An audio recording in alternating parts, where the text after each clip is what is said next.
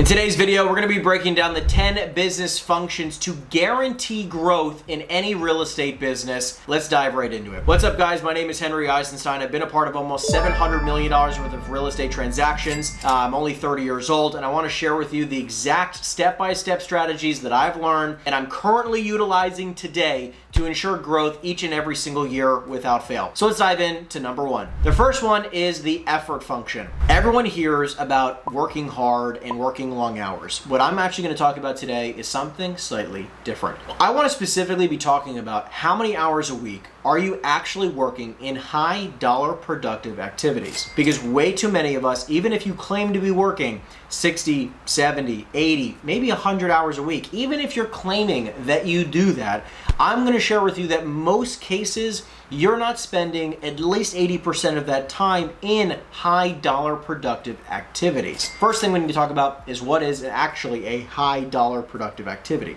Number one would be any type of lead generation. You're spending outbound prospecting time, right? This is going after seller leads specifically, trying to generate some opportunity. Number two is follow-up, reaching out to all of the leads that you've already generated in the past. Number three would be meeting with clients face to face. I want to be very clear. This does not include a tour. This is not a property tour where you're showing a buyer, right, or a tenant a space, okay? That is not something that you necessarily need to be there for, okay? I want to be very clear. This is specifically working with a landlord, a property owner, about selling their property. That is a high dollar productive activity you specifically should be spending your time on, okay? Now, I'm not saying you don't do tours, because you could pay somebody like $25 an hour, which I've done many times, okay, and continue to do, right? We have showing agents where this is a perfect opportunity where if you happen to have a tenant or a buyer, you don't need to be there. So this is how we can do 15 tours a day, 30 tours a day,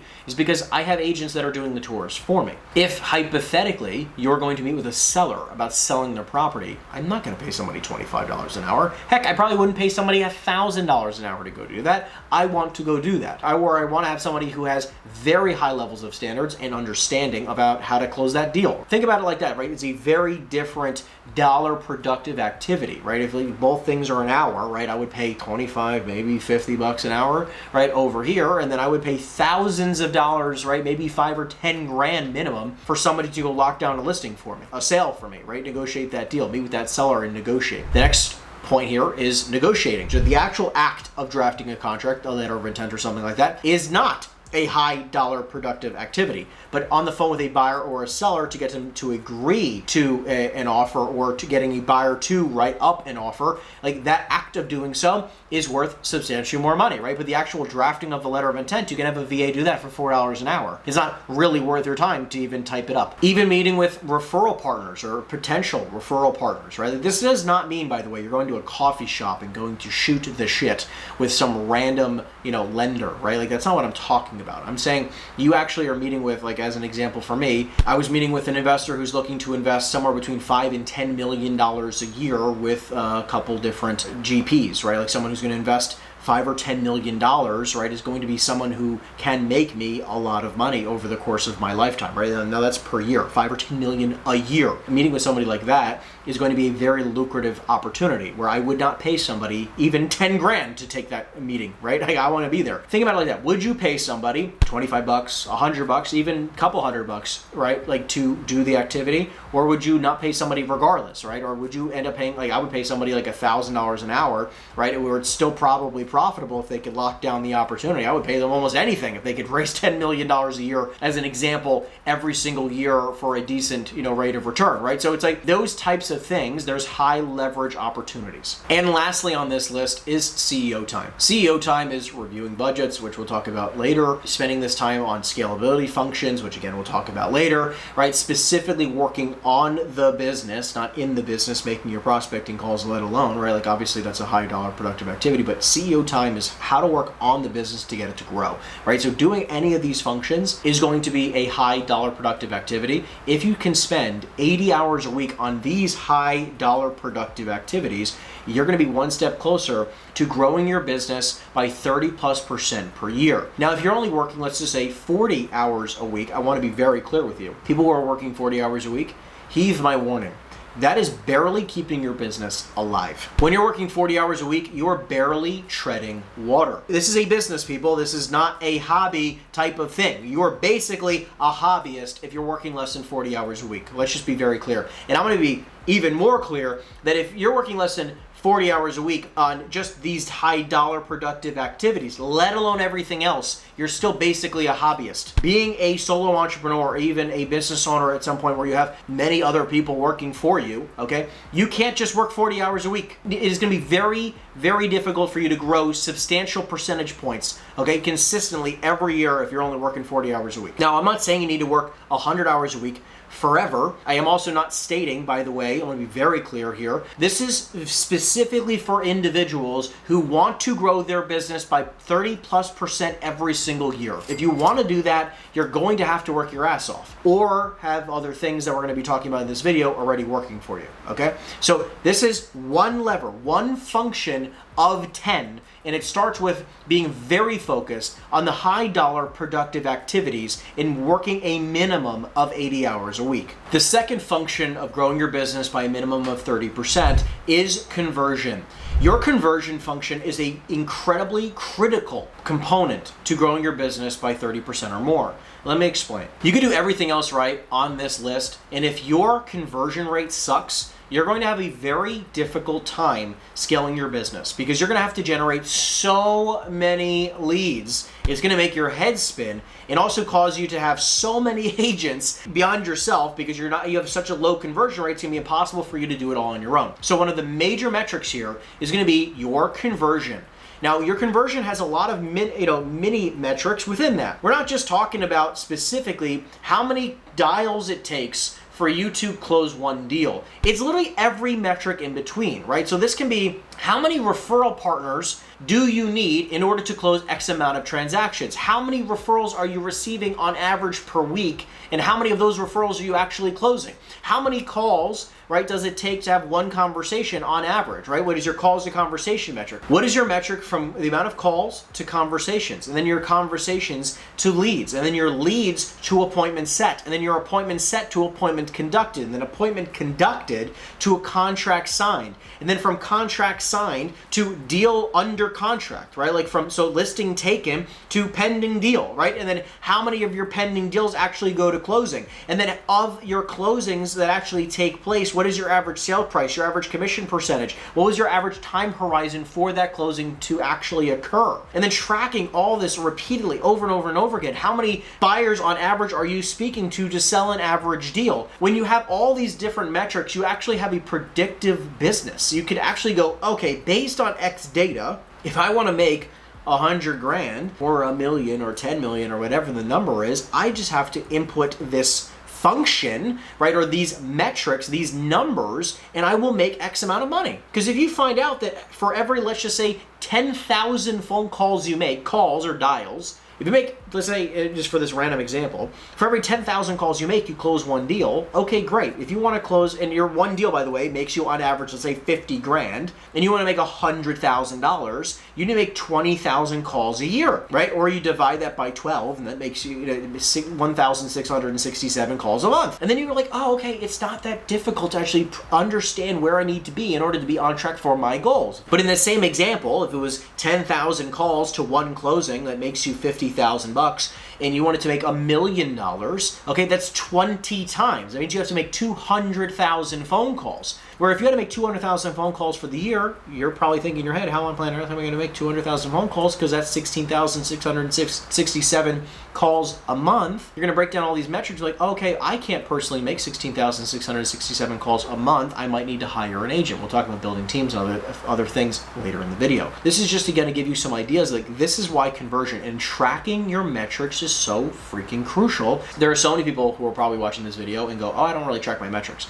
You are winging your business. Everything is about metrics. Everything in business is about metrics. I mean, imagine a grocery store, Costco as an example, Amazon as an example. Imagine if they never tracked any metrics. They wouldn't even know at what price to list these goods for sale, right? They could be losing money on something and have no idea. They have to track every metric. You have to start tracking every single metric in your business. And guess what? your ability to track your metrics and the consistency of your tracking is going to allow you, right, to make your business more predictable. And once it starts being predictable, because that's just step one of the conversion metrics, and to enhance it, you need to improve upon your skill sets. So it's like, obviously, if you want to, let's just say, generate more leads for every call that you make, right? For every call, you want to have a higher likelihood of getting a lead. There's a couple things you can do. Number one, you can get better data. Number two, you could use a dialer. Because as an example, if you want to become more efficient or increase your conversion rates, how do you make more calls? Well, you might need a dialer instead of using your hand. If you want to hypothetically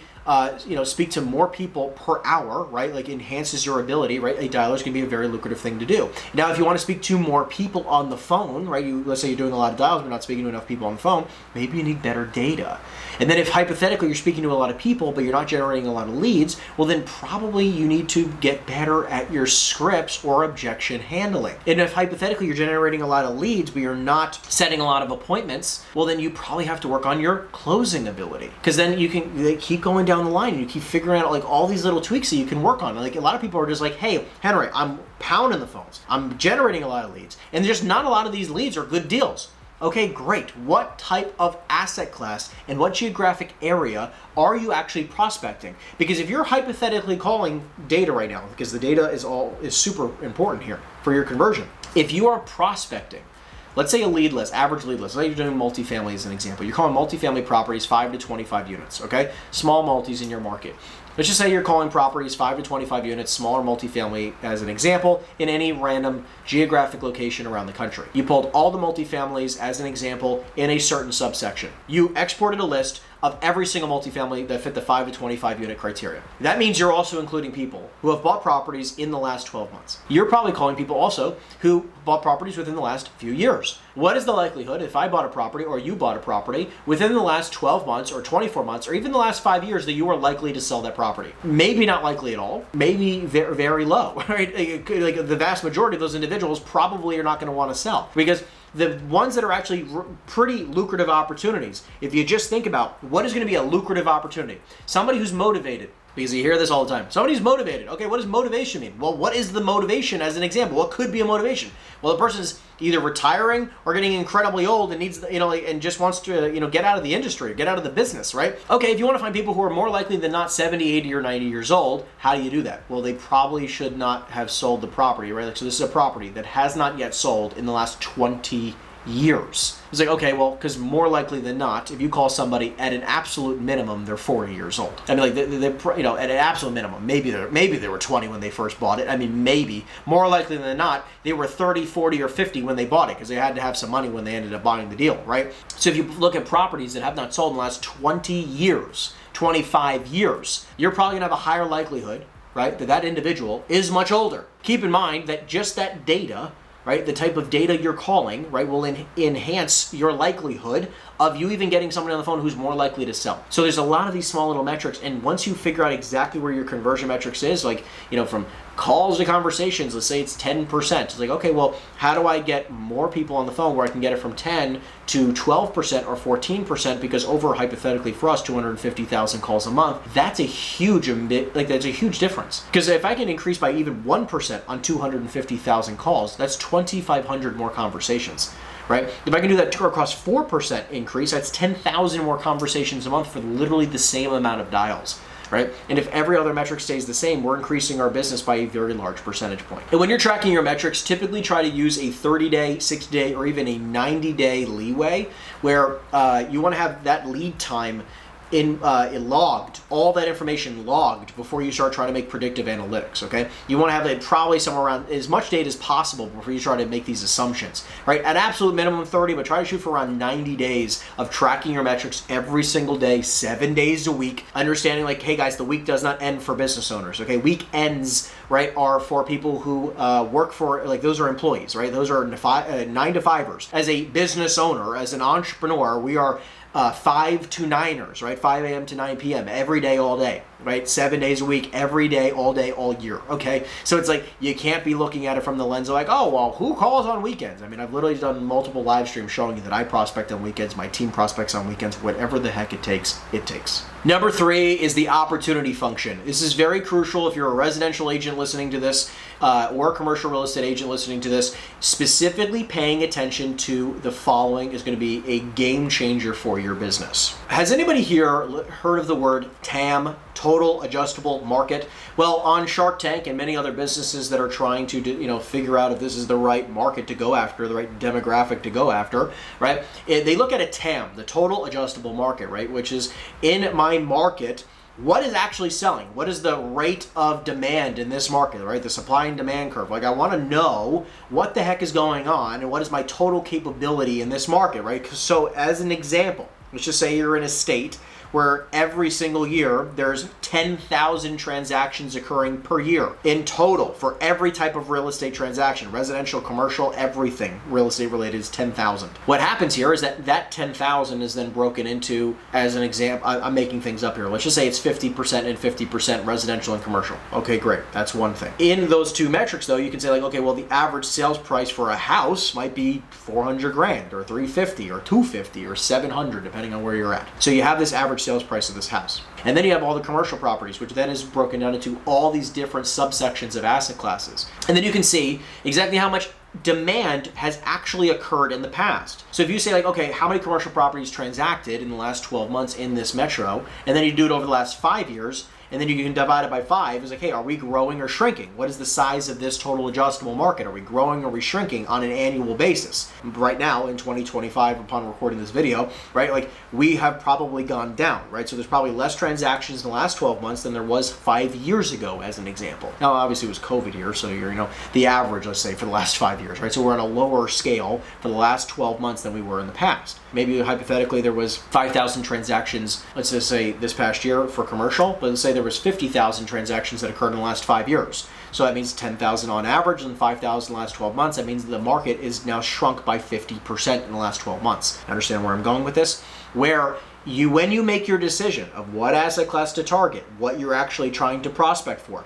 this is what's incredibly crucial, because a lot of people make the mistake of targeting the wrong asset classes, or not targeting in geographic locations where you can target the same exact asset class and make substantially more money. Let me give you an example. In New Jersey, okay, where I sell a lot of property. In New Jersey, you have some examples. You could prospect along the shore, or you can prospect in some places, something like Camden or Trenton, which are not very good areas. You probably want to be strapped with a pistol in your pocket when you go in these markets. It's the same thing. You can call 5 to 10 units along the shoreline, or 5 to 10 units in Trenton or Camden, and the price points might be 4, 5, or 6, or 10 times the amount, right? You might have 400 grand a door by the water in Long Branch, New Jersey for brand new construction, and then you might have in Trenton, as an example, 30 grand a door for multifamily, right? You have more than a 10x difference for the same exact product. Where on this side, in Trenton, you might have a 10 unit for 400K, and in Long Branch, New Jersey, you might have a 10 unit for $4 million. Why are you prospecting over here when you could just prospect the same freaking thing right here? A lot of people do that, but they do it with asset classes, and they do it with geographic locations. 20% of this opportunity function is within your control. This specifically comes down to asset class decision, geographic, and demographic. You can choose those, okay? You can choose what asset class to prospect. I don't care if it's a single family house or any kind of commercial, right? Like any type of real estate. You have the ability to prospect whatever you choose. When it comes to geographic and demographic, you can choose to prospect, as an example, you can call geographically anywhere in your state. If you're a licensed agent, you can call across the entire state. If you're not licensed, you can call across the entire country. Obviously not brokering deals, but to invest, right, or to wholesale, you can call the whole country. Right? You can choose anywhere. And then lastly, for demographic, you can choose any type of individual to prospect. Let me give you an example. You can call institutions in your market and prospect them and see if they're willing to sell anything. You can call anybody in your marketplace. But some people in the residential business think that the most lucrative thing to do is to call the closest neighborhood to where they live. Why would that be anywhere near the most profitable situation possible when it comes to the real estate business? Have you done any research about what market's the, highest likely to sell right now for the highest sales prices, where there's the most demand? Like, where is the most activity going on for the highest price points where there's the most demand, right? Like, where is that occurring? I want to be there, because that's where a lot of money is going to be made, and a lot of people don't think about it in that scope. They just go, oh, I live here in this neighborhood, so I'm going to call this neighborhood, or I live in this town, so I'm going to be the commercial real estate agent of this town. That's not a great blueprint for how to make tons of money in this business. 80% of this is not within your control, but you must be paying attention to it, because the other 80% is interest rates and the economy. In 2008, it wasn't really an interest rate thing. It was the economy exploded. And then in other instances, like today in 2025, or in the early 90s or mid to late 80s, it was an interest rate thing, okay? Where interest rates were very high. So both of those functions, okay, within the opportunity function here, right, affect your way of doing business. Now, it doesn't mean there isn't business occurring. We just talked about, as an example, the business might have shrunk by 50%, right? The demand and the actual transaction volume may have shrunk by 50%, but it's still occurring. There's still plenty of money, and a lot of people are still making millions and millions of dollars right now, okay? But you might just have to work a little bit harder, like we talked about in the effort function, and follow along with a few other things in this video to make adjustments right now in your business. That's why we're going to be diving into this, because I want to show you that you can make substantial money at any time in history when it comes to commercial real estate, especially right now. We're in an amazing time where if you can crush the business right now, if you can make good money now, you will make great money in the future, right? And this is to show you exactly that any person, if you follow these functions, you can easily obtain a 20, 30+% increase in your business each and every single year, and it can be done systematically. Number 4 is the leverage and scalability function. Now let me explain. There are many things, like we talked about with effort, right? There's high dollar productive activities, and then there's low dollar productive activities, okay? And then there's also high leverage opportunities and low leverage opportunities that you can take advantage of, okay, by decision, okay, to choose. You can choose to do these activities and these tasks that will make you substantially more money than other things. Let's break it down. Number 1, a VIP buyers list. Having a deep bench of high quality, active investors that are ready to go and buy a substantial amount of product as soon as you give them a phone call when you found it is going to be an incredibly lucrative situation to be in as an investment sales broker in commercial real estate. There's so many people where they're pounding phones, they're doing a lot of the right activities, they're doing the effort piece right, and they're targeting the right asset classes, but they don't have a deep bench, and even a half a dozen people. Like you don't need a lot of people. You can do with 2, 3, 4, or 5 even, okay? You can have less than a half a dozen people, but if you have a killer VIP buyer list of individuals, let's just say you're doing multifamily and you have this list of individuals, let's just say 2, 3, 4, 5, or 6 great buyers that are active in the market today, ready to buy, have the money, are seasoned, own a lot of property in the marketplace that you're prospecting right now at any asset class, whatever it is.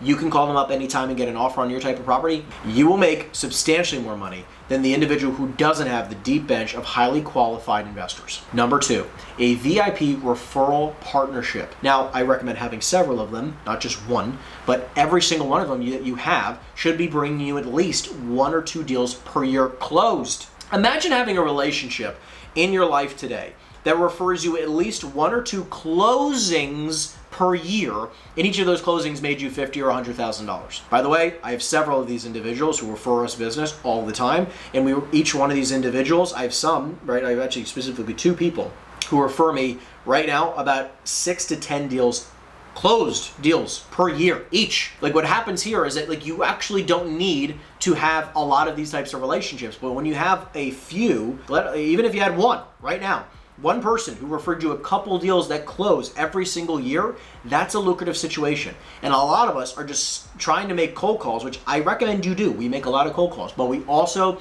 triple down on building referral partnership relationships, which this can be as simple as your lender. This can be as simple as your title company. This can be as simple as a contractor that you know. This can be as simple as a roofer or a guy down the street who's well connected. It could be the mayor of the town. It could be anybody. It could be another investor. Right? I'm just trying to make some stuff up here, right? Like it can be a lot of different things. It doesn't just have to be any one specific type of individual, right? Any type of person works They talk about this all the time in residential, but you do need to have a strategic plan in commercial where like you're not going to just have Bob and Susan, right, who own a property that's worth 200 grand, right, like in the middle of nowhere that they're going to be end up referring you a bunch of $2 million commercial property owners. That's just not how it's going to work, right? Like you need to be in the circles of where that actually occurs and people know other people like themselves. By the way, can you add this part right after what I say? Number 4, leverage and scalability function. This is specifically the time and resources spent specifically on growing and scaling the business.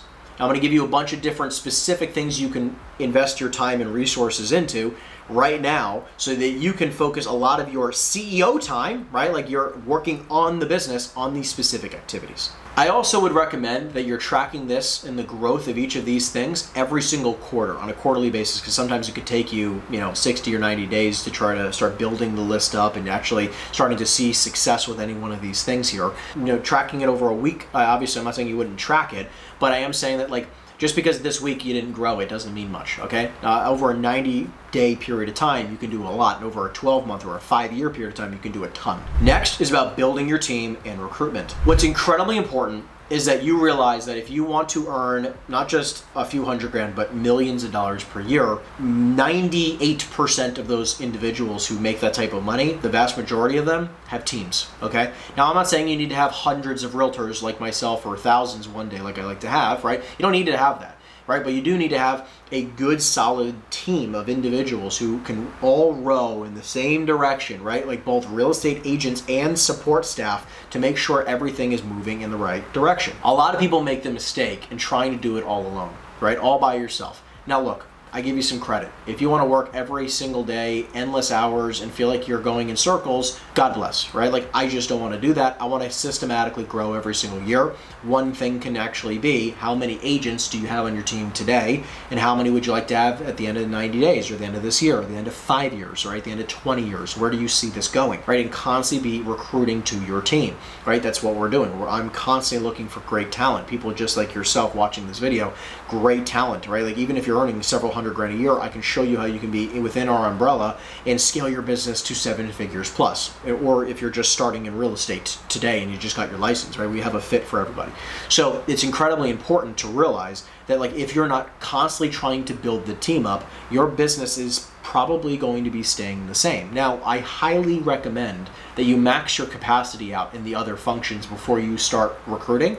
Because think about it, if you're making $27,000 right now in real estate, nobody's going to want to join your team. But if you're making $27,000 a month, right, you're making $300 and some odd $1,000 a year, they're going to want to probably work with you. Like, oh wow, this guy's pretty successful. I want to learn, learn what he's doing and work with him. Let alone making $300,000 a month or more, like we do here at my team. So I do believe that building a team is one of the most lucrative things that you can possibly do in the real estate business. Okay.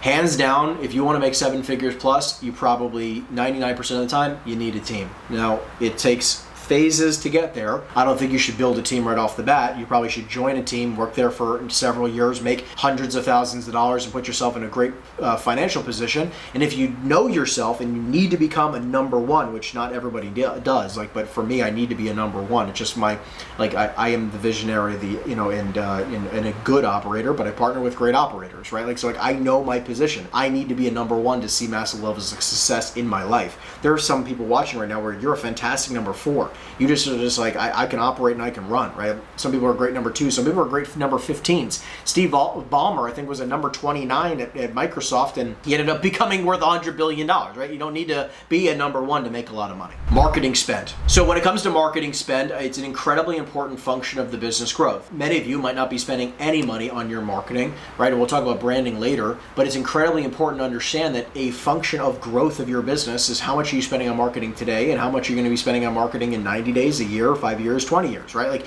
And constantly seeing it from okay, as long as I can get that conversion correct, we talked about conversion a little bit, tracking all your metrics, as long as my conversion makes sense and I continue to grow the spend, we should be making more money. If you do not have the right partners when it comes to marketing, maybe you should find a better partner when it comes to marketing. If you're not doing any marketing, maybe you should start putting that into the works. Next is average sales price. Very simple function. This is specifically, any deal that closes, you take the average sales price, blend it over the entire year, right? So if you close 10 deals, you average out the average sales price. Let's say your average sales price today is $700,000. How on planet Earth do you get yourself to, let's say, 2 or 2.5 or 3x by the end of this year? Okay, let's say for 2024, your average sales price was $700K. 2025, how do we get it to $2 million? It specifically is about, like we've talked about, targeting the right demographic, the right geographic, the right asset classes. Because so many of us today, many residential agents watch this type of content, and if you're a residential agent and you're only, you're referring out the commercial deals and you don't understand how to do any type of commercial deals. Now, look, you can partner with myself, or we have a commercial real estate partnership program where we can work these deals together, and you can make a really fat commercial real estate referral check. However, I highly recommend you all learn how to do the commercial real estate business yourself, right? Like, I recommend that you become a dynamic agent, right? Like an agent who knows how to handle any type of asset class or any, no matter what it is, residential or commercial or anything in between. Because if you understand how it works, you can make the best decisions for yourself. And I'm not saying that you don't refer it in the end, right? Like, I refer all my residential deals, to our team that does $400 million a year to residential deals, right? Like, we have a very large residential team of about 180 agents today. So, like, my team handles 100% of my residential business. I don't go on a listing presentation for residential. I refer it out, right? Like, but I make that decision because I want to focus on higher dollar productive activities, right? Like, better and more profitable asset classes in better locations, okay? Next, average commission. So this is going to have to do with yourself focusing on doing more deals off market and understanding how to wholesale transactions. Because if you do not understand how wholesaling works, right, and you only have one function, which is I must list properties for sale, I am a real estate robot, and I've done the same business for 40 years, and I think anybody who doesn't do what I do is stupid. You can't do that, right? Like, there's dinosaurs in this industry, right? Like, that just list properties all day long, and more than half of them don't sell, right? And they only list like 4 properties a year, so they maybe sell 2 properties a year. Like, it's just a very old model. You must learn how to do off-market deals, right? Build your buyer bench, find fantastic off-market deals, as many as you possibly can every year, and maybe 1 or 2 of those deals, instead of making 4, 5, or 6% commission, you know how to wholesale it because you watch my content, or you partner with somebody like myself, right? If you have wonderful deals, you can always email us at info@henryeisenstein.com. I will support you and work these deals with you. Like, think about it. The whole purpose here, the whole premise, right, is like, how do I make as much money, make it a win-win-win, right? Like, for the buyer, the seller, and us, right? Because if we're a lot of the times we're like, oh, the seller's gonna be like, I'm only gonna pay you 1%. You guys hear that crap? Like, how do you average and enhance your average commission percentage each and every single year? Very freaking crucial. Okay, last leverage metric is the amount of output, right? Like, so this is specifically all the metrics we talked about earlier in the video: calls, conversations, leads, yada yada, all those. How do you do substantially more each and every single quarter, or every single year, every single decade, right? If hypothetically, right, like we talked about this, like, how can you do that? Well, you either, spend more time on those activities, or hire people to do the activities alongside you, right, with you. That's it, people. Or you find software that allows you to do it at an infinitely faster rate. That's it. Those are the functions you need to be following if you want to scale your business predictably, right, no matter what's going on in the markets. The next function is expertise. So the expertise function is when it comes to coaching or mentorship or guidance, or even just self-development and practice in these different sectors, these different aspects of the real estate business. Something as simple as sales. This is the first of the 10 different places you need expertise in. Because if you do not have high levels of expertise in sales, this is a sales business. We are literally licensed sales people. What's important here is, like, how much time do you actually spend on enhancing your skill sets when it comes to sales? Are you practicing your sales scripts, right? Are you going to conferences on sales to enhance your sales scripts? Are you doing role playing, right? Do you invest in yourself in coaching, right? Like, do you understand that, like, hey, maybe just that, like, what you've been doing will only get you here, and in order to get here, right, like, you might need to do something else, or invest yourself in and work with individuals who can help you get to the next place. Next is marketing, right? Like, how much do you actually know about marketing? My team and I, we put out so much content today, right? Like, I think we put out hundreds of pieces. If I last checked, I think it was like about 300 pieces of content a month. So if we're putting out 300 pieces of content a month, there's obviously a lot more opportunity for our company to grow, right? A lot of inbound action will occur there. If you don't know how to to enhance your skill sets when it comes to marketing, finding people who are awesome at marketing and then modeling what they do, right? I mean, it's like, it's not going to be overly complicated, but spending time reading books, going to conferences, investing in courses and coaching and mentorship so you know how to be a better marketer. Next, evaluations and understanding your local markets, right? Obviously, we talk about, growing that local market, but you must have an understanding of how to underwrite properties. If you're in commercial real estate and you don't know how to evaluate or underwrite commercial properties, you are at a major disadvantage to other people in your industry. Next is negotiations. If you haven't done a negotiation, right? Like, I mean, many of you probably have, but one of a certain magnitude, let's say 5 million, 10 million, 50 million, right? Like when you haven't done these types of negotiations, right? Like sometimes certain things you say carry a lot more weight than you're probably giving it credit for, right? Like, in practicing these types of situations, working with someone like myself or other seasoned professionals in the market that have done deals of those magnitudes, right, will help you make sure that you also net more money, right? Like negotiating with the seller to make sure that you get exactly where you need to be to make sure that you can make a 4, 5, or 6% commission instead of an average agent who might only be able to negotiate 1 on a large deal. There's a lot of these types of small little nuances. I mean, there's a lot of deals, like I just closed on a $20+ million deal where we only got paid 1% because the other side had an agent which negotiated a 2% commission. I mean, because they negotiated for me, I suffered the consequences. I mean, it was, an opportunity where our investor wanted to buy the deal anyways, so we'll make 1% regardless. But, if I was on the other side, I would have found a way to negotiate our, at least 4, 5, or 6% commission on there, because so many people don't even take the simple things, right? Like, because so many agents don't even do the simple thing in drill, in practice, the objection of commissions, right? Something as simple as that. Number next is networking.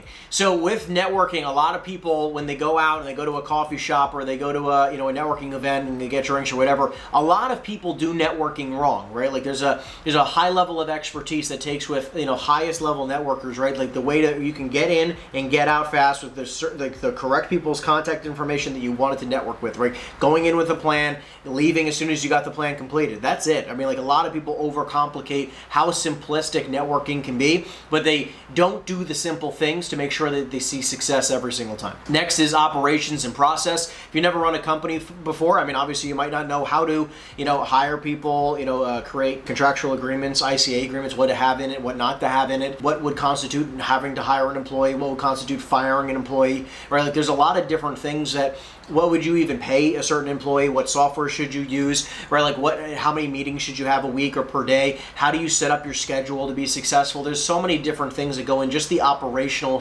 back end of the business, let alone the calls you're making, right? Like, so there's just all these little nuances about running a company, setting up your social media platform, who's going to do what are you going to be responsible for? What's your team responsible for? Every single nuance in these types of businesses, having to know it down to the T so that you can hire somebody to go do it for you. Next is money management. So many individuals struggle with this. I struggled with this many years ago. Something that I had to work very, very hard on. I had to work with my tax accountant. I had to work with other very successful financial individuals who kind of taught me the ways of how to structure things where you can always be in a powerful cash position for the future, right? Just because you don't know what the future holds. Even if you don't make a lot of money, you can put yourself in a very good financial position. And there's ways to invest correctly. There's ways to not invest correctly. There's ways to leverage lots of different things that are available to you once you set up things like an LLC or an S Corp and other things. And if you don't have those things set up correctly, you're going to spend a lot of your time working for the IRS because you're going to pay too much money in taxes. Next is systems and technology. When it comes to systems and technology, what software to get, how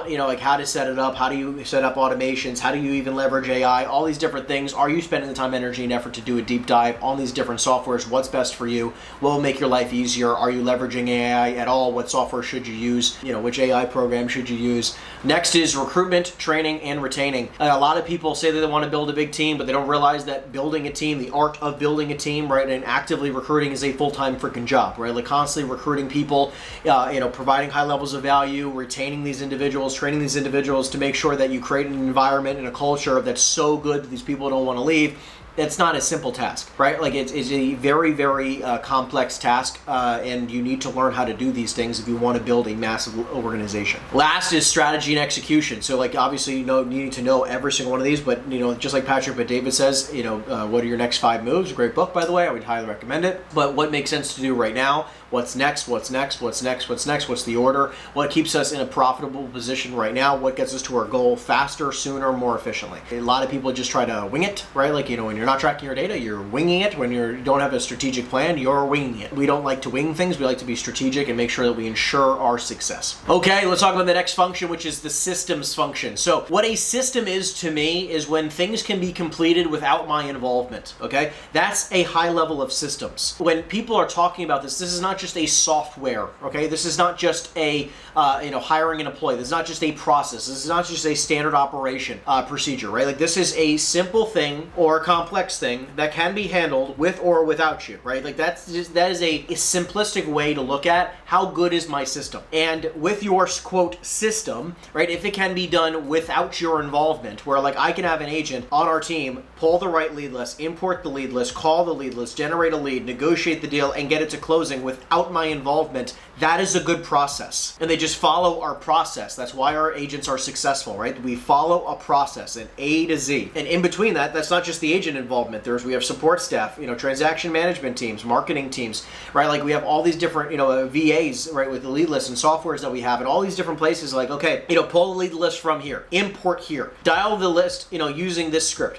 Then, once you generate the lead, do this with the lead. Then to follow up with it, you should be doing this, this, and this. We have these automation tools which will enhance their follow-up process. Once they've gotten the lead in contact and they negotiated them to a certain price because they've underwritten it and they understand exactly what price it actually needs to be negotiated to, they know then who to call in order to get the deal completed. As in, like they call up the right buyer at the right time because we have them on the right lists and everything's organized, where that okay, great, if I call this person, I'm going to have a substantially higher likelihood of selling this deal. Then they get the deal negotiated. They ensure that they're earning 5 or 6% commission or more. Sometimes we'll even wholesaling it, and they know that process. Then once they've got the deal accepted, they talk to the right team members who draft up the letter of intent for them, right? Like then we have the team who handles everything from transaction to close, ensuring they get paid at the end. Then they have follow-up processes after closing, right, to make sure that we can do more business with those individuals, right? So having all those systems in place where I'm personally not involved in every single phase of this process,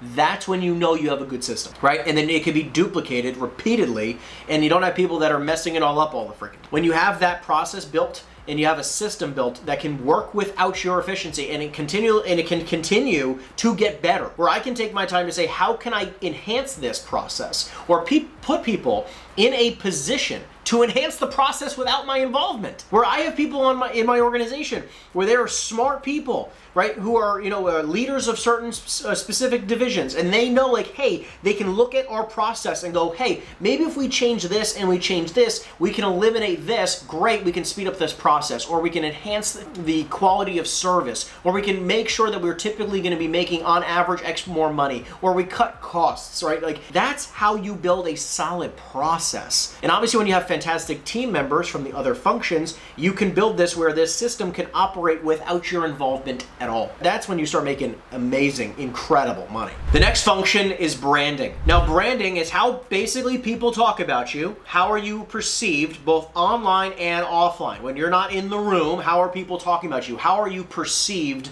online and offline? So this is not just about posting, on social media or on Instagram or TikTok, right? A bunch of dancing videos or something like that. No, it has nothing to do with that, okay? What it is about is how you are perceived. So it's having the vision and the understanding of how you would like to be perceived by the general public, and then creating a content and the way you show up and provide value, right? How you show up in life, right? Both online and offline, that fills in, that provides proof as to you being that individual. So it's like, I want to be I want to run the largest commercial real estate team in the country. I want to create the largest commercial real estate coaching platform in the world, where I have the most successful agents who go through our program and see the best results, right? Like I want to provide the highest levels of results in the commercial real estate industry, both with the largest team and the success per agent and in our coaching community, right? Like that matters to me over the next 20, 30, 40, 50 years that I'm going to be in this industry, okay? And along the, while I'm doing that, I'm going to build a multi-billion-dollar portfolio. I want to do that. So everything I do online and offline will build that proof through my actions, how I show up, and also, the amount of content we post, right? All of it is important, right? The type of content we post, why we post it, the descriptions, the editing, the type of video that I'm posting right now, all of this is for a purpose, right? I don't just post untraded, or a picture just sold, just listed, under contract. Like, what the hell kind of brand are you building? You're a real estate agent. I understand that you should be selling freaking properties. Kudos to you, but I know nothing about you. Who are you? What do you represent? What is your brand? I don't know anything about you. It just says sold, right? It just says for sale. I don't know anything about you, right? Like I don't know how you got it. You could have got the referral from your mother. It doesn't mean that you're a good agent, right? Like, it has nothing to do with that, right? Provide value in the marketplace, right? Show what's going on behind the scenes. Talk about it online, offline, build those relationships. And obviously, the more you put out into this world, right, you see some amazing brands out there, right? Again, when you see Apple as an example, I have an iPhone. I like my iPhone a lot. I know that when I buy an iPhone, which, or a laptop, I like my Mac, right? I'm going to buy a great product. It's going to work. It's going to, it has a high standard. It's sleek. It's sexy. I know what I'm paying for. The money's going to good use. I like Rolexes.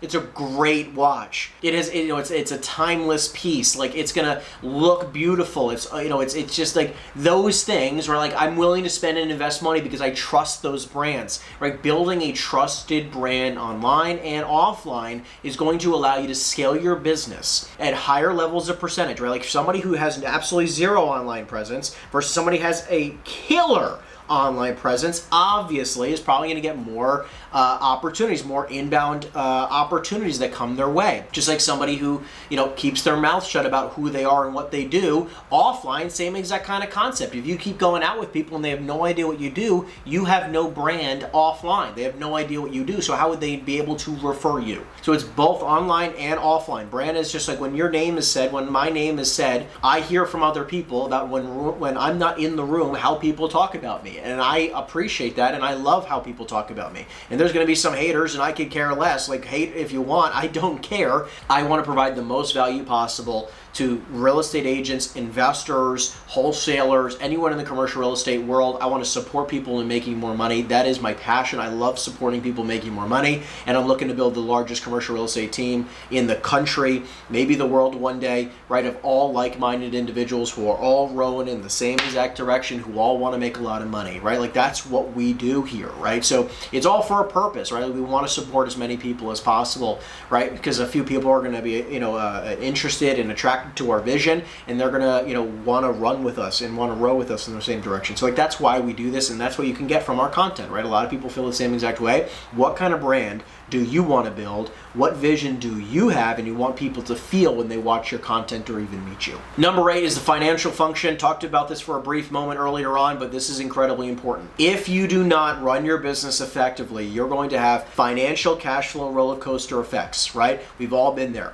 right? At the beginning of my career, even for the first few years, even when I was making lots of money, I was rich, I was poor, I was rich, I was poor, right? As a real estate agent, that is a very common thing. Right? There's a lot of real estate agents who cannot even qualify to buy a house. There's a lot of real estate agents who go to tax time and they go, please, for the love of God, I hope I pay nothing. Or please write everything off, right? They just have absolutely no plan. Right? There's a lot of real estate agents also who follow the right plan, right? People like myself, where you follow the right plan, you understand the tax code, where you can have millions of dollars in your checking account and you own millions of dollars worth of real estate, where I make more money right now in cash flow from my real estate than some real estate agents make from selling property. But that happens because I was smart with my money in the past. Because where I am today is because of the decisions I made in the past. So you need to start today on building a strong financial foundation, which is understanding the tax first, understanding tax strategies. Meet with your accountant on a more regular basis. Pick their brain, Google it, watch content, go to seminars and conferences, understand how the tax game works. Next, understand you must pay yourself first. So many people are living off of credit cards, and it's because what they do is they they're closing to closing, right? They're waiting for the next check. But here's the problem: when you get a large check, you should do the following. Number 1, if you've got credit cards, pay them off. But it doesn't mean you pay off the whole card. okay? Because what happens is that too many people, right, just keep paying down the card, and then they have no money in their checking account, so then they have to use the card again. What I typically recommend for people is that you make more than the minimum payment for sure, but pay yourself something so you can start building your checking account. Yes, I understand that you're paying interest, but for me, it's like, again, almost 10 years ago, I was $70,000 in credit card debt at 20-something% interest. It was the only way I was able to get out of it was earning my way out of it, and I could not pay down my credit card all at once. That was not the plan. I had to build some checking cushion, and then I could slowly pay down the card and build my checking account. And all of a sudden, like, I got to myself, I was like, okay, this is my new standard. Okay, if I have $70K in credit card debt and I have like $3K in my checking account at this time, right? This is almost 10 years ago. I had to, when I earned a check, I would say like, okay, 10 grand. I'm going to take, a third of it and pay down the card. So $3,000 towards the card, not my minimum monthly payment of whatever it was at that point, right? So I'm going to take $3,000, pay down the card, right? And then I'm going to take the rest of the money and I'm going to take $3,000 and I'm going to put it in my checking account. And then I'm going to take the remaining $3,000, okay? And then I'm going to put into an investment account where I'm going to pay tax on this money. That's not all Henry money. So like I would just keep paying down the cards and these accounts would go up, and then I would get another 10K check, pay down and then invest, pay down and invest, pay down and invest, and all of a sudden I was able to slowly get out of it. And when I got out of it, I was at a point where I actually had, 40, 50, 60, 80, 100 grand at, one point where, I was like, wow, like, okay, I could get into this position where like now I'm not only out of debt, but I have a lot of cash now where I didn't have to start using credit cards anymore. I could put a lot of it on my debit card and feel perfectly fine about it. But like the problem is when you pay off your credit card, you're still broke. So I recommend doing both. That's just my 2 cents, okay? Don't pay off 100% the credit card without having anything in your checking account. Next. Every dollar is being utilized. 100% of every dollar is being utilized no matter what you do with it. It's just how you utilize it, right? Like what bucket is it being put into? We just talked about like people paying down credit cards as an example. Is it in your checking account? Is it in a stock market account? Is it in real estate, right? Like where is your money sitting? Like every dollar should be utilized. Now, I'm not saying some of it shouldn't be in your checking account, but like after you have 6 months of your survival number, right, which is just 6 months of your monthly average expenses, right? So if your monthly average expenses are $10,000, you should have $60,000 in a checking account. Then every other dollar should not be sitting in your checking account because you don't need it anymore in your checking account. Your checking, like as long as you have no debt, every dollar should be invested at that point, right? Like so, once you get past your 6 months of survival, start taking every dollar and building up a new real estate investment checking account. So as soon as that hits 25 or 50 or 100K, write a check and you can be an LP in a deal. You don't need to come up with 800K with your first deal, right? Like you come up with 25,000 and be a limited partner in a deal for only 25 grand. Because if you have 6 months of your survival number saved, you're good. You're good right now. You don't need to have 12 months or 18 months. You could do that later on when again, if your expenses get higher and as you start making more money, because like you need a compound effect. You need a higher top line number. You need more revenues coming in right now. You don't need to be worrying about saving another month's worth of income, right? Like you're not gonna save your way to being wealthy. You need to invest your way to be wealthy. And there's also 2 ways to invest. A lot of people don't realize like too many of us are investing so much cash into our business. Right, like they're investing all this cash in their businesses through paid advertising or other sorts of different softwares or whatever, and it's not building an actual return on their investment. Some of you have software that you're paying for right now that you don't even use. It makes no sense. I don't care if it's for $50 or $2,000. Some of you are paying for software where you just have it, you debit it out of your checking account and you're like, oh yeah, like I need that, but you haven't used it in 6 fucking months. Like what's the point? Like, so I highly recommend that you're constantly auditing yourself. Look, the vast majority of your time should be on growing the business, okay?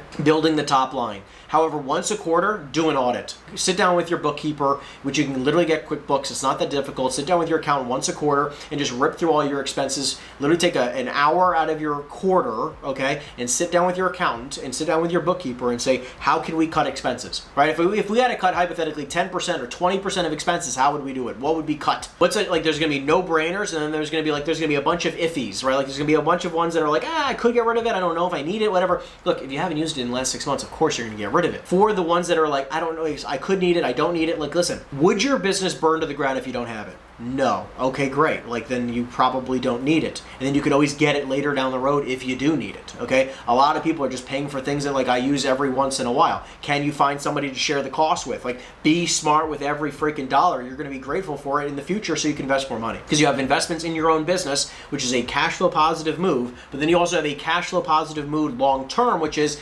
investing outside of your business. If you're a stock market person, invest in the stock market. If you're a real estate person like me, right, like, then you should be building a reserve account beyond the survival number. So it's like I have my 6 to 10 months worth of survival, all right? Like, I like to just be a little bit more cautious. I hate risk. So I gotta have my 10-ish months worth of my survival number, and then every other dollar above that month, those 10 months or 6 months, whatever you want to do, goes into my checking account specifically for investing in real estate. Where, like, then I can, anytime someone calls me up and says, hey, I need 250 grand or 500 grand or $1 million bucks or whatever it is, I just can go to this account and write a check and be an LP or become a GP in those deals, right? If I find my own deals and I find them to be lucrative. If you're not making longer strides in smarter long-term decisions financially, in 20 years, you're going to be pissed at yourself. In 2 years, you're going to be pissed at yourself. And I'm telling you, some of you are watching this right now and you're like, I'm pissed at myself right now.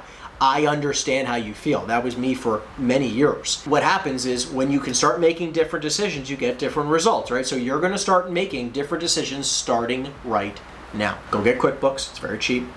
And email your accountant when you're watching this. Let it take a moment and email your accountant while you're listening to me, okay?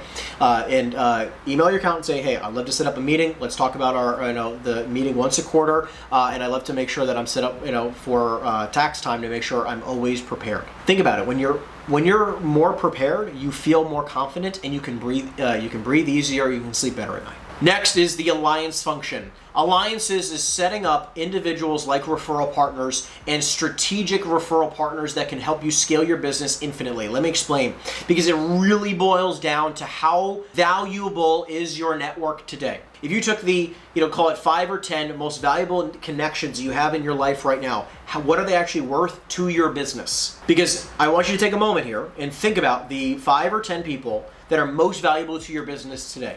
And how much money are they worth to you and to your business as a dollar amount on an annual basis? And if you could find a way to enhance the value, because there are people right now in my life who make me $1 million a year. One person makes me $1 million a year.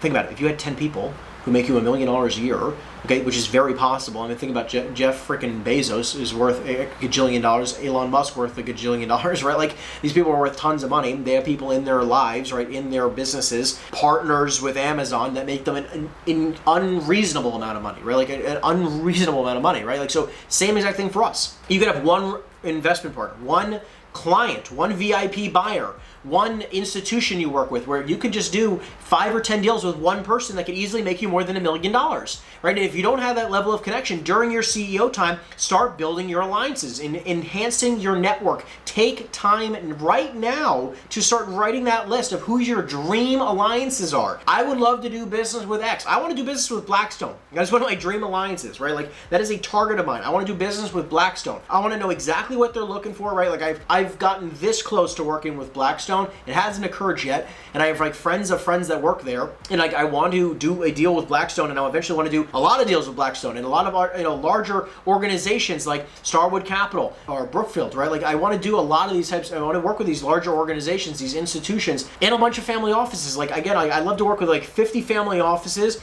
50 seasoned active investors, right? And then like a half a dozen, of these huge, large, REITs and organizations, right? Like, that's it. Like, that right there is a $50 million a year company, right? Just that alone is, again, tens of millions of dollars in fees annually. It doesn't take millions of people, right? Like, you can make tens of millions of dollars with a handful of good connections. Spend time, build your alliances. Who is your dream clientele? Dream alliances you want to create and get one step closer every week, every month, every quarter, every year, and you'll look back over a few years and like, holy cow, I'm doing business with these types of people. This is amazing. And it started because you were purposeful, created the plan, and you started working towards building those alliances today. Okay, guys, last but not least, but very, very crucial, is the discipline and resilience function. So many of us in the real estate business quit before it ever gets good enough to start seeing financial success at levels that want us to get so excited to be in this industry forever, right? So I'm telling you, I want you to think about it from this lens. If you're not going to be in this industry for another at least 10 years, stop doing what you're doing. Like, obviously, unless you're like 60 or 70 years old. Think about it like this. I'm not going to start a business right now, period, right? Like, I have 3 companies. I have an investment company, my commercial real estate brokerage business, and my coaching business. That's it. I have, these 3 main companies I plan on doing for the next 30, 40, 50 years of my life. And if it's not one of those things and it's something else, I better make sure I'm going to do it for the next 20, 30, 40, 50 years of my life. Because it takes a long time to see financial success, and there's too many people who get starry-eyed, grass is greener syndrome, and they jump ship and they go think that something else is going to make them more money. I'm only making $62,000 in my second year in real estate, so I'm going to go sell insurance because that's going to be easier. Nothing's ever easier. You need to water the seeds where they are. If you just water the seeds where they are, you will make a lot of money. If you just focus and do everything right, like what if you're only making 62 grand right now or whatever you're going to be making, right? That's your financial thermostat. It is investing in you, right? Your skill sets and the functions in this video that are going to allow you to multiply your income beyond anything you can possibly imagine. I've made millions and millions of dollars in commercial real estate. It literally almost brings me to tears how much this industry has changed my life, and which is the reason why I create this content. And if you don't stick in this industry long enough, you might blame the industry. It's not the industry's fault. P.S. Right? Like, it's our fault. We need to take responsibility. You need to take responsibility. So if you can stick with the mindset of, like, hey, I'm gonna run for 20 freaking years. I'm gonna make it no matter what. I'm in this industry personally for the next 30, 40, 50 years. I am freaking committed no matter what to achieve my goals and dreams. And I know if that I just stay in this long enough and I stay consistent for long enough, I'm disciplined for long enough, no COVID, no financial whatever storm or BS or economic circumstances are going to take me out. I'm going to stick it out, and I will be as successful as I'm meant to be. I will achieve my potential. And if you want to do the same thing, stick in it long term, be disciplined, stay focused, blinders on, and be resilient, because you will become part of that 1% or even the 1% of the 1% who absolutely crush it. All right, guys, so I appreciate you guys watching this video. It took a lot of time, energy, and effort to put this video together, and I really want to make sure that you guys have the greatest year of your career. If you guys enjoyed this video, please make sure that you give this a thumbs up, give it a like. Make sure you subscribe to the channel if you've yet to do so. And again, if you have any questions, make sure you drop it in the comment section down below. We answer every single question there you possibly can imagine. Last but not least, if you're interested in possibly getting high levels of training, coaching, mentorship, or even possibly joining the team, check out the links in the description down below. We'd love to be able to work with you in any capacity possible to ensure that you have the best year of your career every year. Appreciate you guys, and I'll see you guys in the next video. Take care, everybody.